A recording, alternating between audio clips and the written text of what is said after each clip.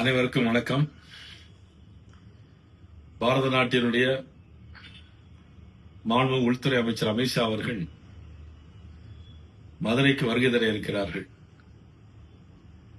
8ஆம் தேதி மாலையில் 3 மணிக்கெல்லாம் அவர்கள் வேலம்மாள் திடலில்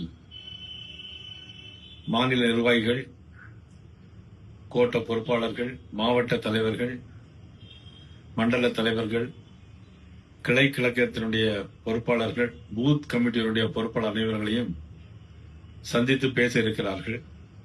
அது சமயம் அனைவரும் தமிழகத்திலிருந்து அனைத்து பொறுப்பாளர்களும் அது சமயம் அதிலே வந்திருந்து கலந்து கொண்டு அவர்கள் என்ன பேசுகிறார் என்பதை கூர்ந்து கவனித்து நடைபெற இருக்கின்ற 2026 தேர்தலில் இன்னைக்கு அகில பாரதமே எதிர்பார்த்துக் கொண்டிருக்கின்ற மாபெரும் தேர்தலாக தமிழக தேர்தல் அமைய இருக்கிறது.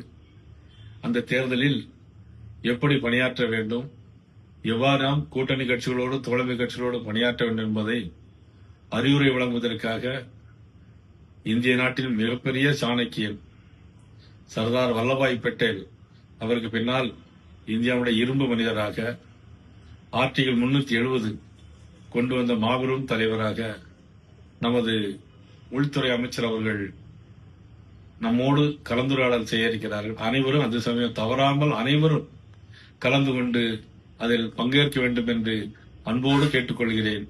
உங்கள் வீட்டு பிள்ளை, உங்களில் ஒருவன், தமிழ்நாடு பாரதிய ஜனதா கட்சியை தலைமை தொண்டன் நயினார் நாகேந்திரன் அன்போடு அழைக்கிறேன்.